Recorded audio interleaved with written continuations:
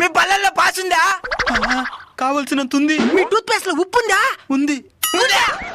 సరే పదండి మేడం, ఇంకోసారి వద్దామా? టూత్ పేస్ట్ లో ఉప్పు ఉందా లేదో పక్కన పెడితే ఆ గేట్లో పాము ఉంది.